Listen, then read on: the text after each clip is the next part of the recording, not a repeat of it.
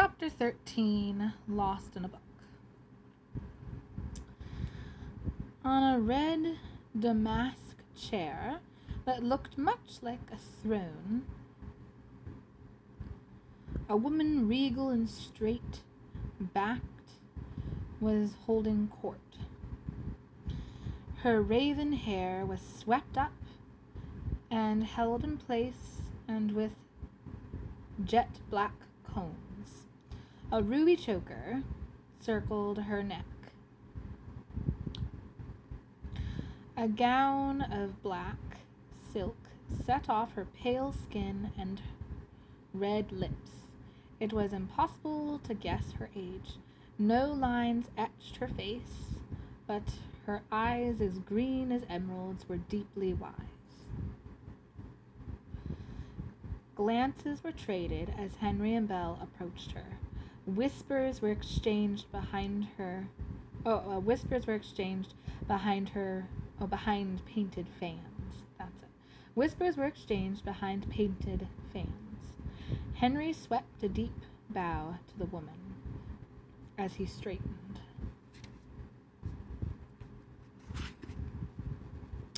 He said, "Madame Comtesse, allow me to present Mademoiselle Belle from Château de la Bête, Mademoiselle the Comtesse de Terrace des Morts."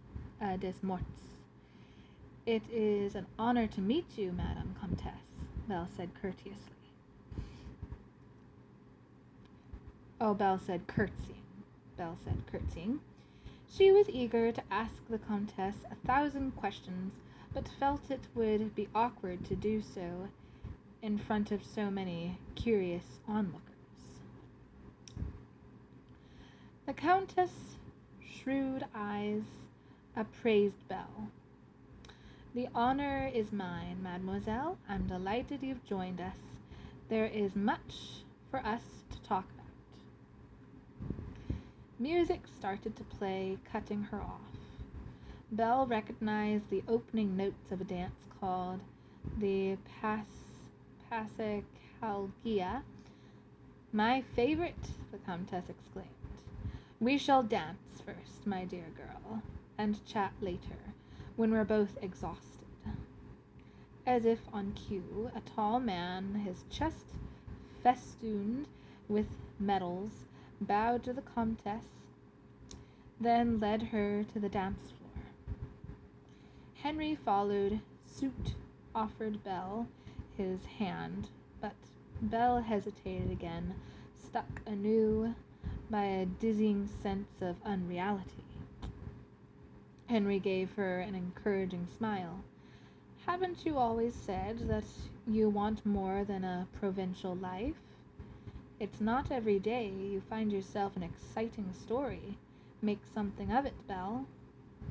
On the dance floor, partners were lining up across each other, smiling and laughing.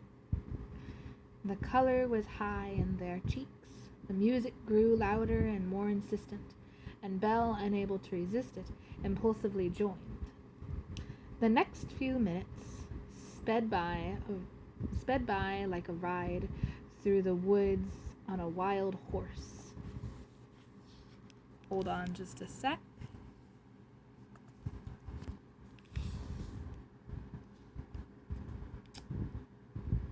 The touch of hands and whirl of bodies, the stamp of heels on the floor. It was intoxicating. Belle's heart beat in time to the music. She felt light and free. When the dance ended, Belle was winded. Henry led her to the edge of the dance floor so that she could catch her breath, and there he bumped into an acquaintance of his, an actor from London. "Edward and his troupe are in Paris for a production of Hamlet," he exclaimed after he introduced Edward to Belle. "Really?" Belle said, excited to meet such a distinguished person. "I would love to see it. Hamlet's one of Shakespeare's best plays, I think." Better than Macbeth and Othello? Edward gave her a patronizing smile. Oh, and what does a pretty girl know of Shakespeare? Let me guess. To be or not to be, that is the question, he drawled. Belle winced at the man's rudeness. She'd met his kind before. Villeneuve had its share of self-important swaggers, and she'd learned how to deal with them. Smiling sweetly, she cleared her throat. Who's there? She anointed in as deep a voice as she could muster. Edward blinked at her. I beg your pardon, he said. Belle cocked her head. Surely you recognize the play's opening line, Monsieur, he said, challengingly. Why don't you take the next one, and then back and forth we'll go until one of us makes a mistake. Excitement rippled through crowd. A contest, whispered a woman. A duel of words, trilled another. Don't be silly. I'm a trained Shakespearean, a thespian of great renown. You'll only embarrass yourself, said Edward scornfully. Henry's eyes twinkled with delivery. Come, Belle, he said, baitingly. Monsieur Edward, it appears, is afraid of a dare. Edward snorted. That's absurd, he said. Then he turned to Belle. When you lose and are crying in your handkerchief, mademoiselle, don't say I didn't warn you. I won't, Belle promised. Edward took a deep, theatrical breath and blew it out again. He closed his eyes, touched his fingers to his temples, and in a booming voice said, Nay, answer me. Stand and unfold yourself. Long live the king, Belle replied, grinning.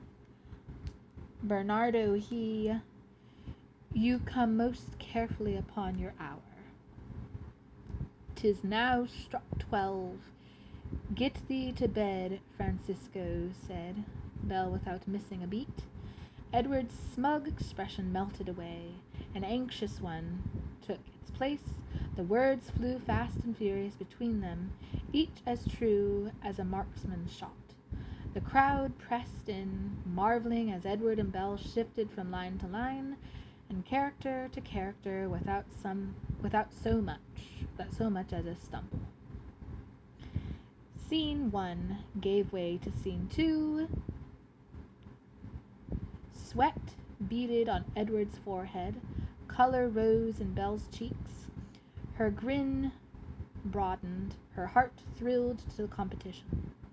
Hamlet was Pierre Robert's favorite play. How many dull, rainy mornings and endless winter afternoons had the two of them spent reciting it? Sometimes Pierre Robert would take the part of Hamlet, brandishing an old broom as a sword. Other times he was Gertrude with a dish rag on his head. Belle might be Ophelia one day, Laertes the next. She could recite the play in her sleep. Scene 2 shifted to Scene 3. Edward had just launched into Laertes' lecture to Ophelia on her conduct when he fumbled a line. Belle picked it up, finished the soliloquy, and curtsied. As she rose, the crowd burst into applause. That, monsieur, she said pertly, is what a pretty girl knows about Shakespeare.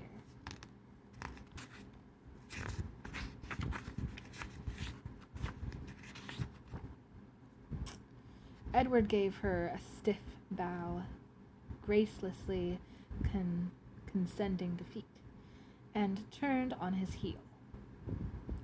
Henry was instantly at Belle's side. Well done, he said. Serves him right, the pompous fool. Henry, Belle scolded. Oh, Henry, Belle scolded. sorry, but it does, and he is. A jeweled Maharja approached Belle. He bowed, then asked her if she would be his partner for the next Passacogia. Belle danced with him and kept dancing. She didn't sit down for a full hour. Minutes, alemans, volts. She was in demand for all of them. During the short rests between songs, she mingled with painters and professors, laughed with philosophers. She met a Yoruban prince, an explorer from Peru, a sculptor from Warsaw. The Empress Dowager of China invited her to the Forbidden City to visit the imperial palace. And then, when she was finally completely out of breath, Belle felt an arm snake through hers. "Have you worn holes in your slippers yet?" the Countess asked her, her eyes bright with amusement. Belle lifted her skirts and peered at her dancing slippers. Her big toes were poking through the delicate fabric. She dropped her skirts, blushing. "Wonderful! That's the proof of a good ball," the Countess declared. Steering Belle toward a terrace.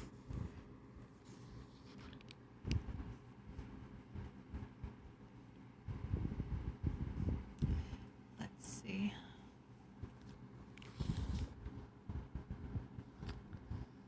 "Come walk with me, child. I'm in need of fresh air." She was fanning herself as she spoke, and her perfume wafted around her, spicy and rich.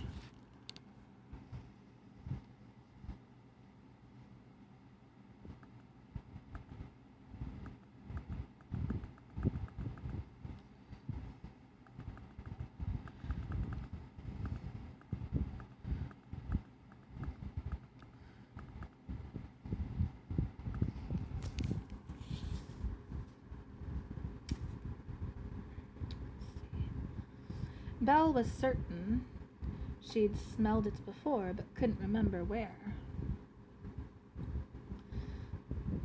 A hulking servant with bright, beady eyes and a large hooked nose opened a set of French doors for them, bowing as his mistress passed.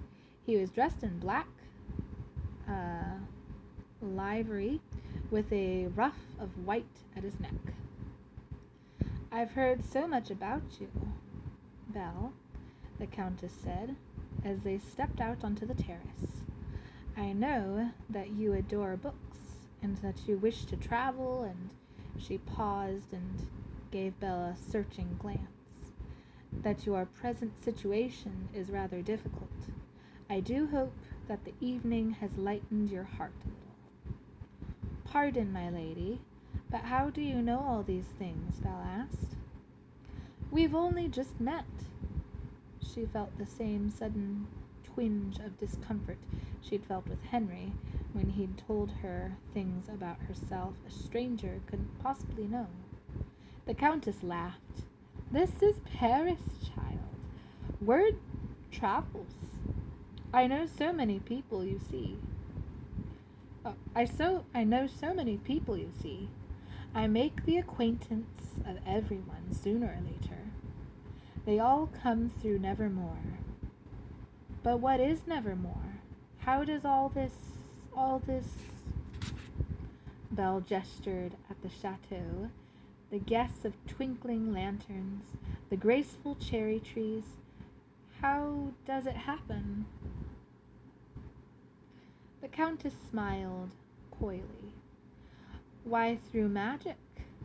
The magic of storytelling, of course. I'm Nevermore's author, you see. It's a special book, very special. It contains many stories. But this story, Belle, this one I'm writing just for you." "Why?" Belle asked. "Why me?" But the Countess didn't hear her question. She and Belle had strolled to the far edge of the terrace, and her attention had been captured by something there. "Refreshments have been served at last," she said, pointing to a gorgeous display. "Let's see what my cooks have come up with. I'm famished." Tempting delicacies had been set out on tables, draped with white linen and garlanded with roses and lilacs. Bottles of champagne stood in sterling wine coolers, a crystal bowl contained sparkling punch, pastries were displayed on porcelain platters, and sugared fruit tumbled from footed stands. The Countess let go of Belle's arm. "Doesn't it look divine?" she said. "My baker is the best in Paris. Do help yourself." Belle thought the macaroons arranged by color on a silver tray looked delicious. She chose a chocolate one, bit into it, and rolled her eyes with pleasure.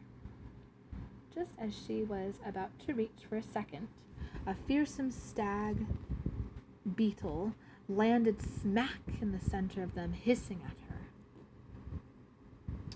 Belle uttered a cry and snatched her hand away.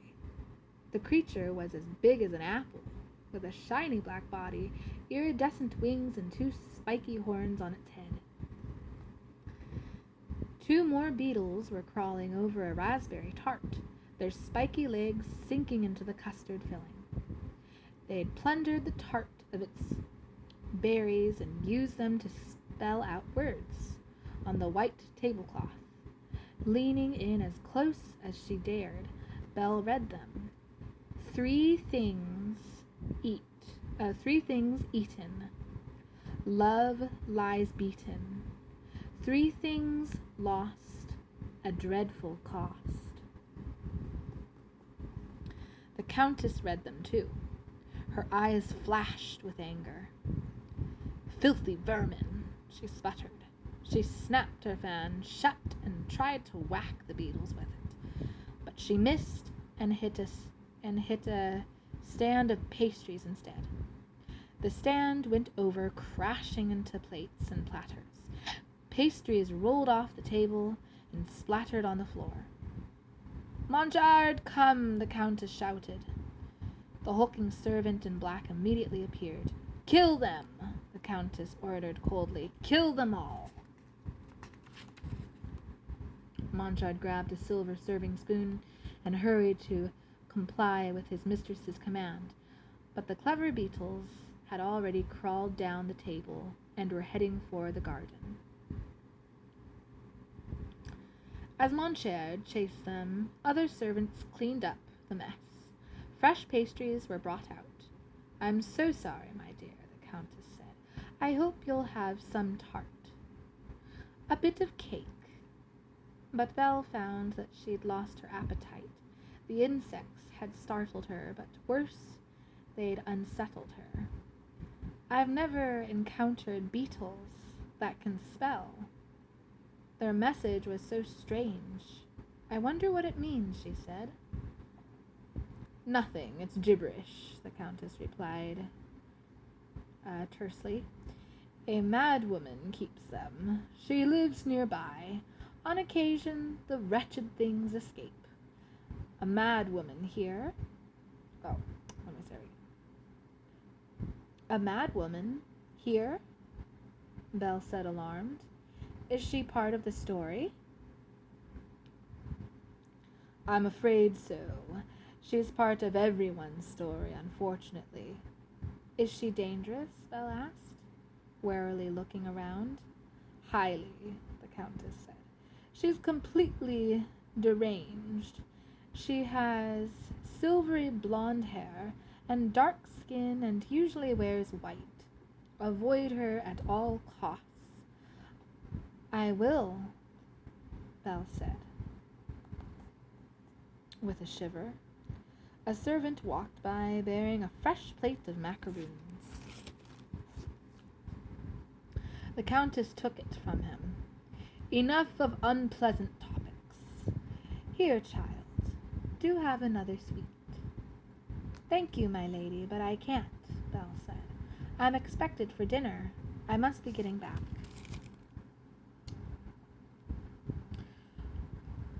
Out here on the terrace, away from the music and dancing, Belle was becoming aware that time had passed. Mrs. Potts was readying a meal for her.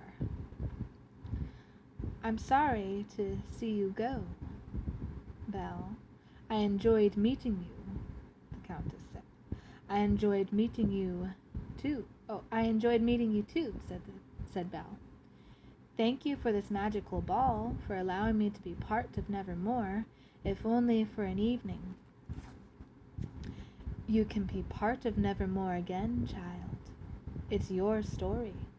Return to it whenever you wish, the Countess said. Then she gathered Belle into her arms and hugged her tightly.